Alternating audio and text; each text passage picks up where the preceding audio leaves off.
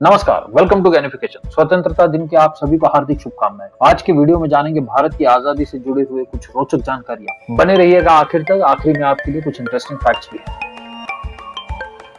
शुरू करते हैं इंडिपेंडेंस डे के हिस्ट्री के साथ। फरवरी 1947 में लॉर्ड माउंटबेटन भारत के वायसराय बने। जून में उन्होंने सभी मुख्य पॉलिटिकल पार्टियों के साथ कुछ बैठकें की। उन बैठकों के बाद सत्तांतरण की असली तारीख जो कि जून 1948 अगले साल तय की गई थी, उसको बदल के उन्होंने अगस्त 15 1947 करवाई। इसी दिन 2 साल पहले यानी कि अगस्त 15 1945 में जापानियों ने विश्व युद्ध 2 में मित्र राष्ट्रों के सामने अपने हथियार डाल दिए। माउंटबेटन इस तारीख को अपने लिए बहुत शुभ मानते थे। संविधानिक सभा की 5वीं बैठक कॉन्स्टिट्यूशनल हॉल में हुई थी, जिसे हम आज पार्लियामेंट भवन के नाम से जानते हैं। उस 5वीं बैठक में इंडिपेंडेंस यानी स्वतंत्रता ऑफिशियली डिक्लेयर की। इस बैठक का जो सेशन हुआ था, ये जो संविधान का सेशन हुआ था, पार्लियामेंट का सेशन हुआ था, ये सेशन 14 और 15 तारीख की मध्यरात्रि को बुलवाया गया था। मध्यरात्रि को 11 बजे ये सेशन शुरू हुआ था। इस सेशन के शुरुआत में फ्रीडम फाइटर सुचेता कृपलानी जी ने वंदे मातरम गाया था। डॉक्टर राजेंद्र प्रसाद इस असेंबली के चेयरपर्सन थे। उन्होंने वंदे मातरम के बाद अपने भाषण में जिन स्वतंत्रता सेनानियों ने अपना बलिदान दिया, उनको श्रद्धांजलि दी। इस भाषण के बाद जवाहरलाल नेहरू जी का बहुत प्रसिद्ध भाषण टायरिस्ट विथ डेस्टिनी किया गया।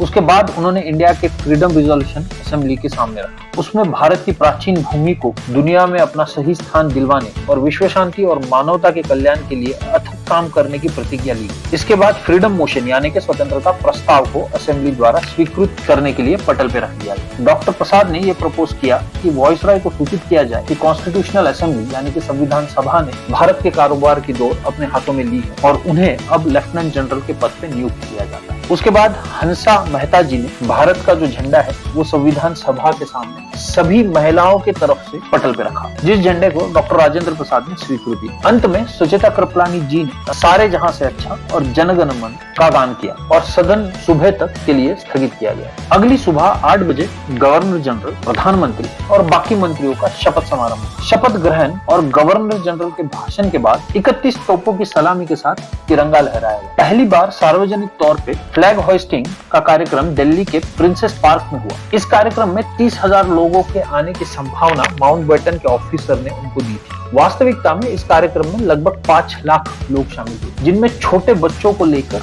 बहुत सारी महिलाएं उपस्थित। अब हम देखेंगे कि आजादी के 75 साल के बाद हम कितना सफर तय करते हैं। जब हम आजाद हुए थे तो हमारी साक्षरता की दर 12% और प्रति व्यक्ति आय के मामले में भारत विश्व का सबसे गरीब देशों में आता था। भारत की जीडीपी 2.7 लाख करोड़ थी और हमारी आधी जीडीपी एग्रीकल्चर से आती। इस एग्रीकल्चर सेक्टर में हम लोग 50 लाख टन अनाज उगाते थे, जो कि हमारी भूख मिटाने के लिए भी काफी है।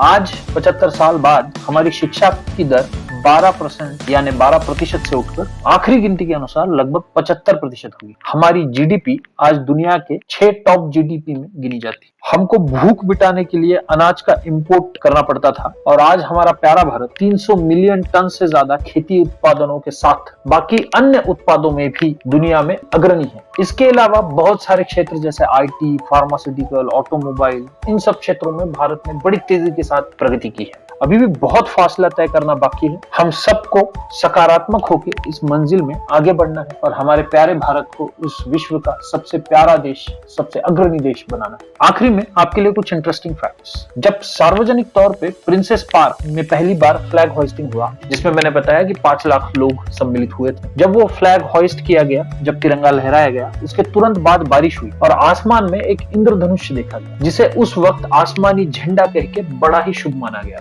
भारतो भाग्य विधाता ये गाना 1911 में रविंद्रनाथ टैगोर ने लिखा था। उसी गीत को जन गण मन ऐसा रीनेम करके जनवरी 24, 1950 को नेशनल एंथम के रूप में स्वीकार किया गया। हमारे नेशनल फ्लैग का पहला वेरिएंट पिंगली वेंकैया ने 1921 में डिजाइन किया और हमारा करंट फ्लैग जुलाई 22, 1947 को अडॉप्ट किया गया। हमारे साथ आज ही के दिन Bahrain, north Korea, south Korea, Liechtenstein ये देश भी अपना स्वतंत्रता दिन मनाते हैं।